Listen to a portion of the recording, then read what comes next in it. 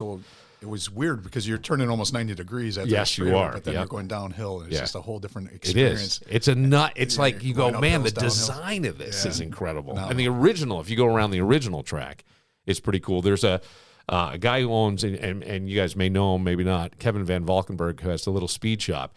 If you go to littlespeedshop.com, he did a documentary about the original track and does aerial shots via a drone taking people around the original track, which is outside Watkins Glen, and what downtown. That was like.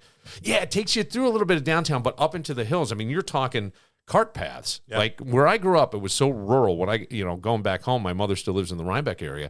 You would go, it was cart paths. They're not roads. Right. And this is what we were driving in these rural towns. And that's what it's like down on the original track in Watkins Glen. I think that's awesome that you guys got to do that. What a fun experience. We had the opportunity, his son, Kevin, knew a pit crew guy for a NASCAR team this year. When they were coming to Watkins Glen this year for the Bud race, or for the big race, the NASCAR race, we got invited to the pits. So did you do the hot pit pass where you're down right in there? Oh, yeah, right there. I mean, we're moving the tires, right? So the tires get thrown off the car. We're actually in the way. I'll hold on to this for a second. Man, those guys are like, those pit crews. Yeah, they are. They are football teams, right? Yes. Athletes. Yeah. And they work out together and they practice that. And it's mere seconds to change these cars. Their mindset is incredible. Yeah. And my son's buddy, I think he moves 3 tires during one pit stop, right? I mean, he's responsible for 3 different moving tires. And you got what? Seconds to get all these things in the right spot. It's right? like rip, zip. No room for error. I mean, no room not at all. Not at all.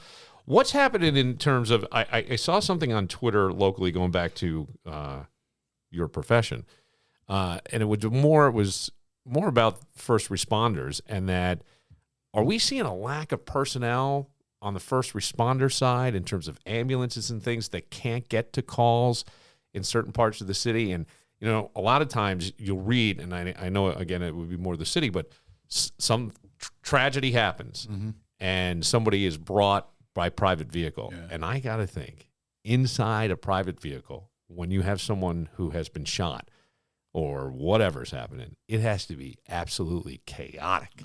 I can't imagine anybody being able to stay focused who's not trained in the situation. Right. Yeah.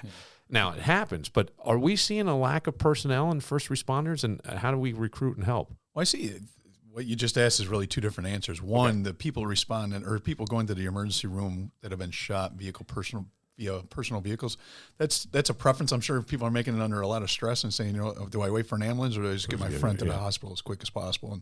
And we've seen police officers do that, right? Yep. Throw people in. Yes. The other side of that, to answer your question, is the number of first responders, just recruiting in the law enforcement. Numbers are down.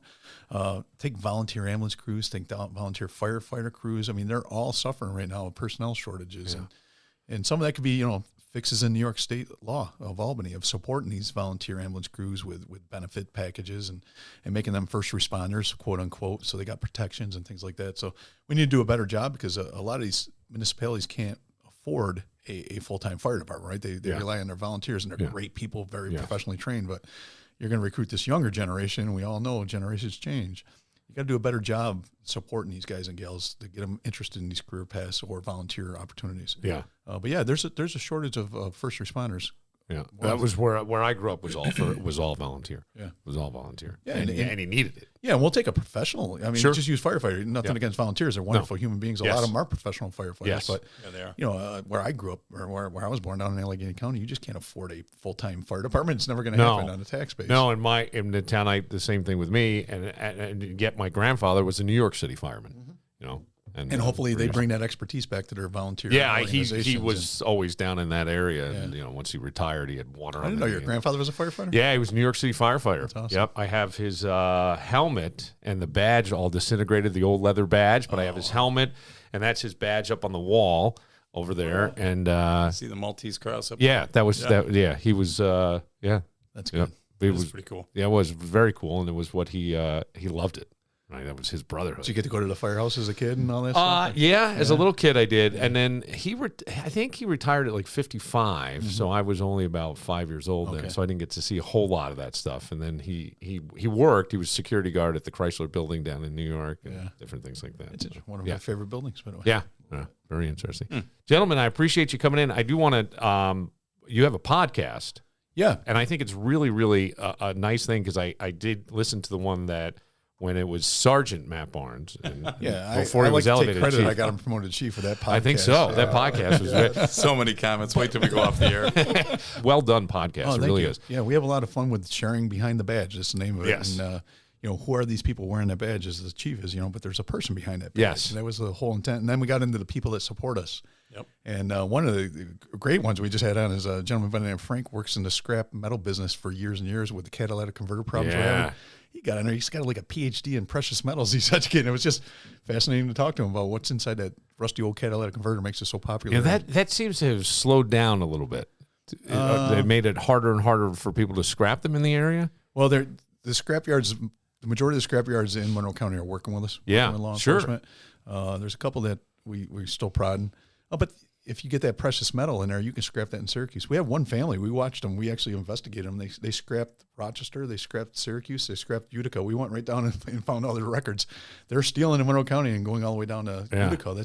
We stopped at Utica. I knew somebody who had a car in for repair, sitting in the lot, and they were going to pick it up the next day. Catalytic converter taken. Yeah. And that becomes expensive. That's an expensive repair. And annoying. You got to take all the time away from your family or doctor's appointments. Ridiculous amount of money for a catalytic converter. It's unbelievable. Yep. Unbelievable. Yeah. So Frank was able to describe what that precious metal, and more precious than gold, Yeah, what's in there. Yeah. Yeah. And it needs to be recycled. That's why we got to scrap these things, because that metal has to be, there's only so much in the world. Right. So they got to recycle that metal. Wow. Yeah, it was interesting. Interesting.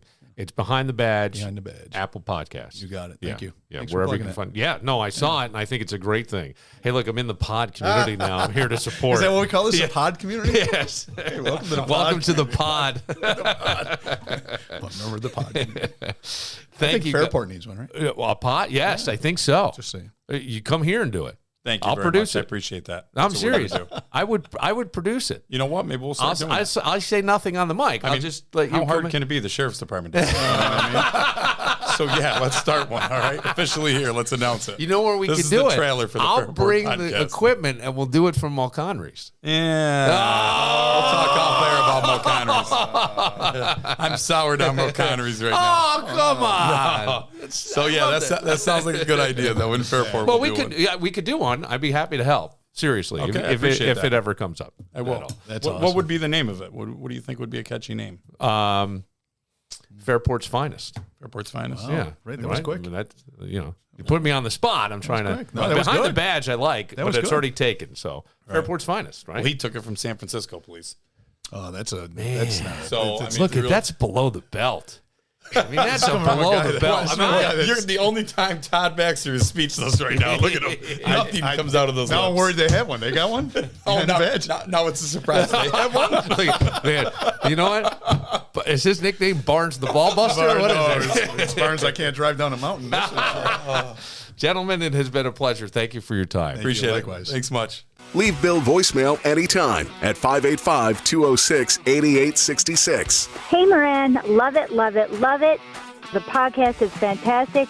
So glad you're finally doing you. Keep it up. And be sure to like and subscribe to Billified wherever you get your podcast. Angie's here tonight, and her boyfriend Kevin Foodie is here. Kevin is very intelligent. I have a clock behind me that is all these math problems. You can look at it, and basically, if you know a clock, you can solve the problems, right? But it came from my father, who is a doctor in philosophy, and then he used to help me with homework. He was just a sixth grade English teacher as a career, but he would always sing, "You are so stupid, and I am so smart," and that's what he'd help me with. And for some reason, it bothered me, but it didn't bother me. I love the ball busted. I always appreciate that. But I bring that up because we've been playing closest to the pin, and I've been blowing it on questions because we take the total distance. Oh, I blew it on a couple of these. So we both did, though. You kidding? But Kevin, I think, got them all either He's got right them all or close. right. Yes, Yeah. it's disgusting. He's very smart. I didn't unmute Oh, you. no, not right. Not Close. right, but close. He would have been closest to the pin. Pretty much, you've gotten all of them. So I should have had a closest to the pin game for the two of you to face off in tonight, and I apologize. I don't. It would not be for the two of us. It would be probably for you two because. Well, you I'm- would- but then two-time you champ. would have to put the game. It does, yeah, but it's like together. only because of like one question or something like that. But I thought we would try a different game that I'd like to do every once in a while. This game would be called Can You Smell the Trash? I'll give you a headline. You tell me, and I'll give you 3 choices where this happened. Ooh, Okay. I like this. All right. This sounds fun. Yeah. Man gets in trouble for writing. Wait, time out. Rules of the game. Do we just tell you what we think the answer is? Yeah, I'll give you the choices, and then I'll let ladies go first. You give your choice. Okay. Kevin can take the same answer as you, but not necessarily. Don't look at me and shake your head because you don't, Man gets in trouble for something he wrote online. Did that happen got arrested for something he wrote online? Did that happen in 315, Wayne County, the state of Mississippi, or the state of Georgia? State of Mississippi. State of Mississippi. Mm-hmm. You think people are just fat and dumb in Mississippi? I'd have to say that you may be right. I don't know. I just think the communication, what you can verbalize, maybe a little bit more limited in Mississippi versus. You think that there's censorship in Mississippi, which basically is what you're saying. Yeah, a little bit more so. It's a little Kevin? bit more southern. I'm going 315. You're going 315. Yeah. Why The would that answer be a choice? is actually Georgia. Really? Gonna say Well, get a look at this story. A man's comments on a Rockdale County Sheriff's Department's Facebook post helped him get arrested. Yikes. Sheriff's Office posted its most wanted list on Monday, asking for the public's help in tracking them down. Well, one person went on the post and commented, "How about me?" The Sheriff's Office saw the man's comment and confirmed he had 2 outstanding warrants. They replied, "We're on the way." And the man was arrested Thursday on warrants for felony violation of probation. You cannot make this stuff up, folks. How about that? How about that? Yeah. How about that? That's a real story. Now, I believe that we tell on ourselves online all the time, but that's literally telling on yourself. What I say is like, you call in sick to work and then it's a beautiful summer day, and you're take your picture. You're 3:00 in the afternoon. You're 18 beers in on the down the Canandaigua on the lake, going, "Hey, living my best life," and you put a picture up. You're a fucking idiot. That's telling on yourself. Or you show up the next day at work and you've got a sunburn and you just got that Oakley frame around your eyes. face. Right? Oh, I was on the boat all day. Yeah, man, I fell asleep in the sun in the back. But that's always the way people. I just think we telling ourselves. All right, I'm going to give you one more. Man falls overboard on a Carnival cruise. Oh, I heard about this story. Okay. Was this 315? What? Alabama or Florida? Where is the man who fell overboard on the Carnival cruise from? 315. Kevin and I were like, Alabama. Okay. Or Florida. I'm going to go Florida. Okay. Kevin? Alabama. Well, you just played the music. It was just the theme. It just worked. Hey. It is. It was a man on a Carnival cruise. And he was treading water for 15 hours. 15 hours this dude did. Mm-hmm. Lived to tell about it. Mm-hmm. Good Morning America had an exclusive with him. Oh, you mean the one that fired those 2 people? Did they get fired now? No. Oh, that's right. I'm sorry. Oh, they're just suspended, I thought. They're quote Andrew Shue's wife, laid right? off. Wasn't it from Melrose Place? It's his ex wife. Yeah. So just think of I always think like if you're going to go on a Carnival cruise, I've never been on a cruise. I've been on 2. Never Carnival? been on a cruise. I don't know if it was Carnival, but I've been on 2 cruises. Okay. All it is Royal Caribbean. Like I have been told, like if you need to save up the $300 more, wait 6 months. Don't go on a Carnival cruise because Carnival, I just hear is like. I don't know. I thought you were going to say wait 6 months, save up the $300 and for your booze because. I don't know. When you go on there, they say, "Oh yeah, everything's included except your alcohol." Well, you get the booze package. You can get the I don't know. See, yeah. Is that what you could do? That's what Jim and Christine do. Oh, okay. These friends of yours, Yeah. Friends. They go get on the- cruises all the time. and get the all inclusive. Yeah. Yeah.